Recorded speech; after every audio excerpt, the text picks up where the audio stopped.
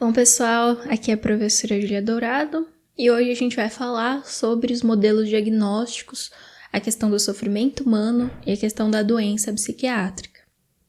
O nosso texto de referência vai ser o grande manual ali da terapia da aceitação e compromisso, em que os autores falam de início já sobre esse pressuposto da normalidade saudável.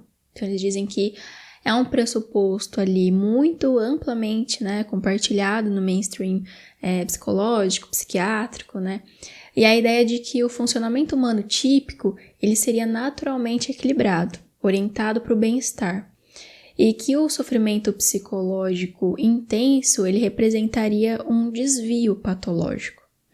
Então, nesse enquadre, a saúde ela vai ser definida como uma ausência do sofrimento. E a cura ela passa a ser vista como a causa da saúde. Então, essa visão acaba reforçando uma leitura biomédica da experiência psicológica. Então, a partir desse pressuposto, a gente vai ver que alguns eventos privados indesejados, como ansiedade, tristeza, pensamentos intrusivos, falta de sono, tudo isso pode ser tratado como sintoma. E a agregação desses sintomas vai ser vista como uma doença subjacente. Então, Reis argumenta que esse movimento acaba contribuindo para uma biomedicalização da vida, na medida em que a gente vai transformando experiências humanas que são comuns como indicadores de anormalidade, Vão ser vistas como sintomas de doenças. Então, a gente obscurece muitas vezes o papel do contexto social, do contexto cultural e comportamental na produção do sofrimento humano. O ponto central da crítica aqui é que o sofrimento humano ele é ubíquo, ele é universal, ele não é algo excepcional. Então, processos psicológicos normais, especialmente em organismos verbais, eles são suficientes para gerar um sofrimento clinicamente significativo.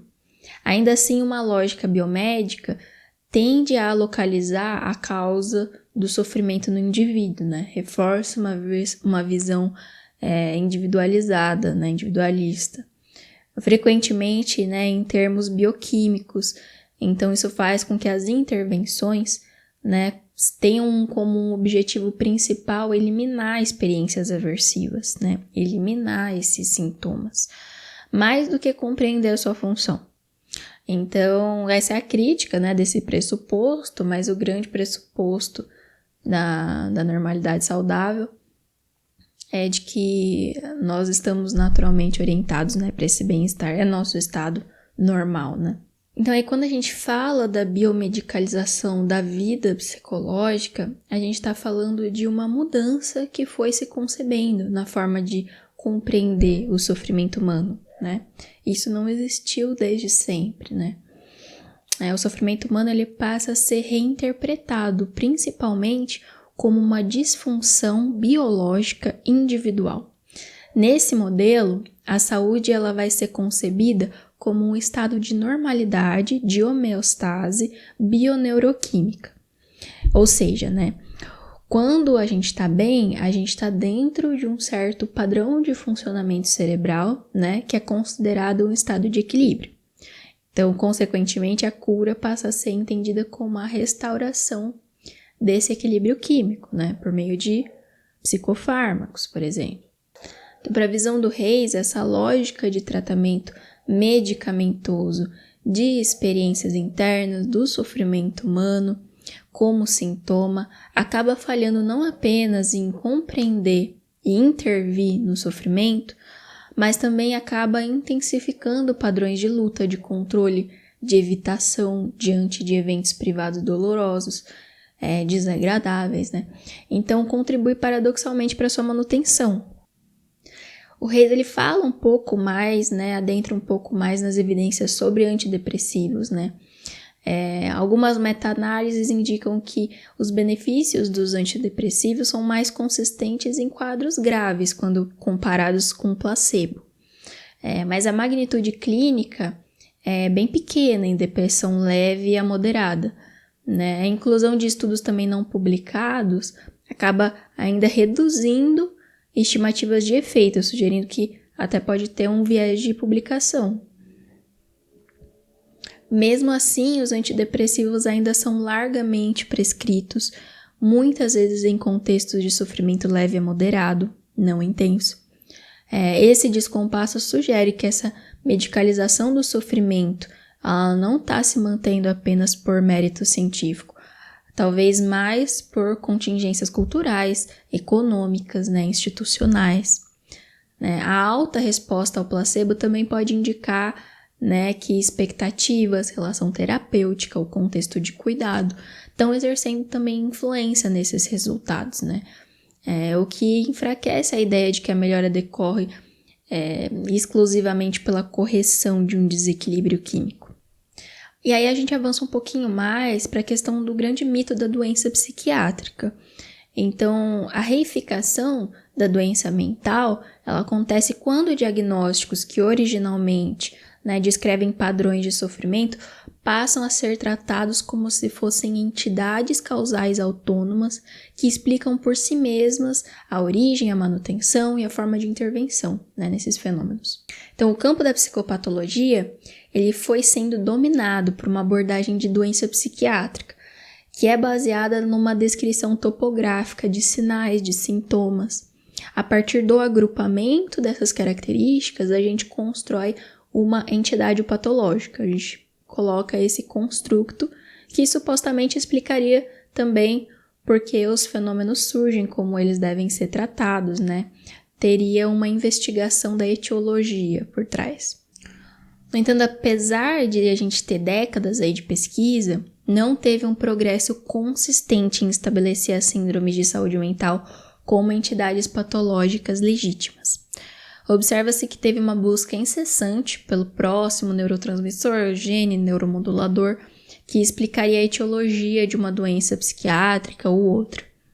Mas ainda assim, segundo os critérios básicos de definição de estado patológico adotados pela OMS, nenhuma síndrome psiquiátrica conseguiu satisfazer plenamente esses requisitos, Pelo menos até então. Ao mesmo tempo em que isso acontece, a cada nova edição do DSM, a gente tem a inclusão de novas condições, subcondições, dimensões, o que revela uma tendência expansionista das classificações diagnósticas, mesmo sem evidências de que esse modelo tenha aumentado a eficiência do nosso sistema de saúde mental.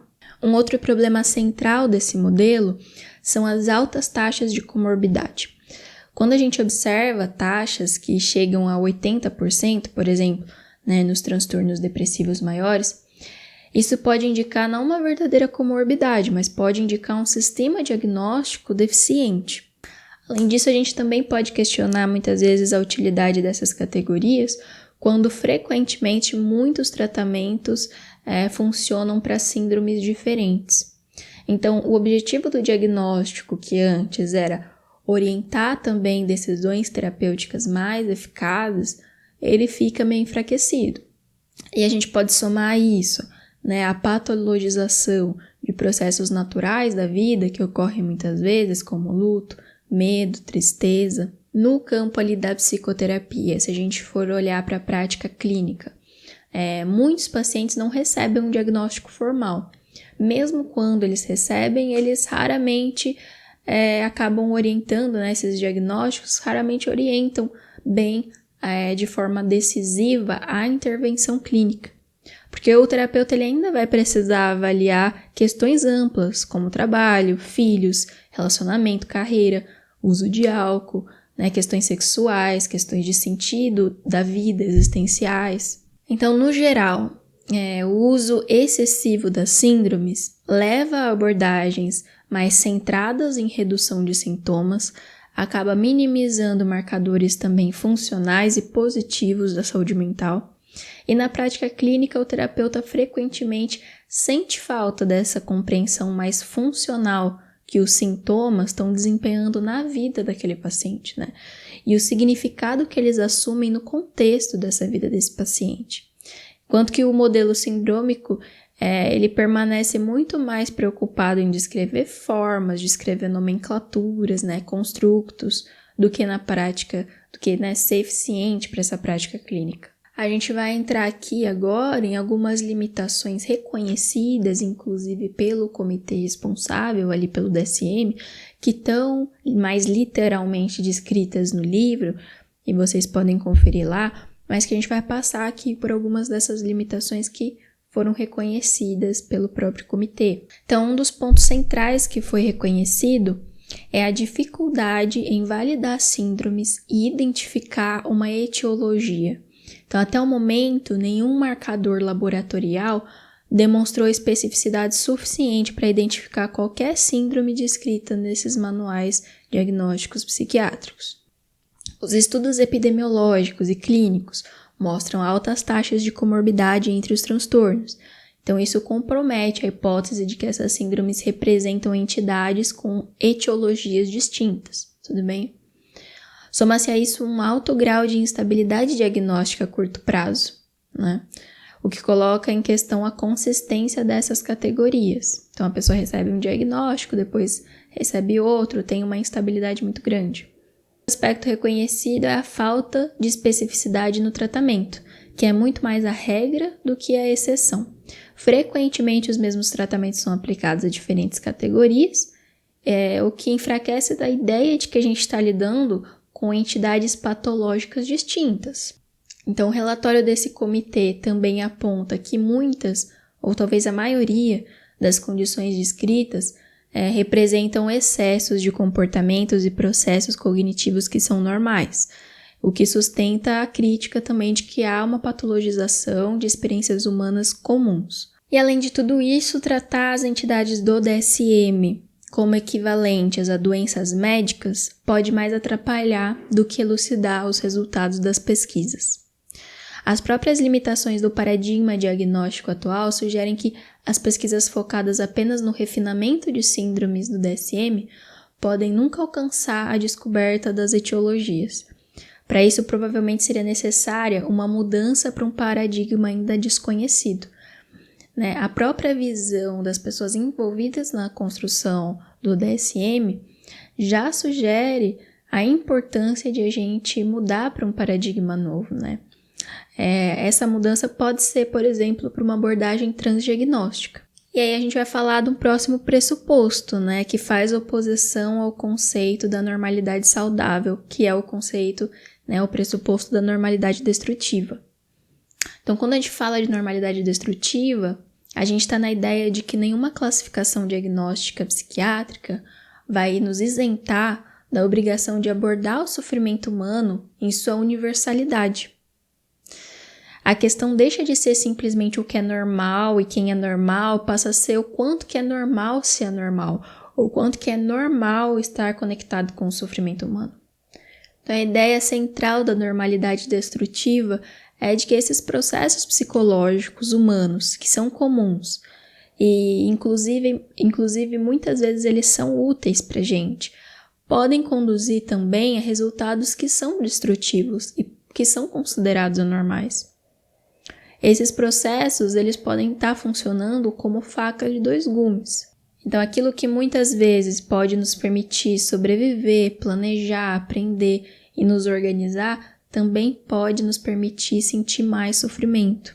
Então, é nesse ponto que surgem propostas transdiagnósticas, A ACT vai surgir como uma proposta transdiagnóstica e como uma crítica a esse modelo de doença psiquiátrica.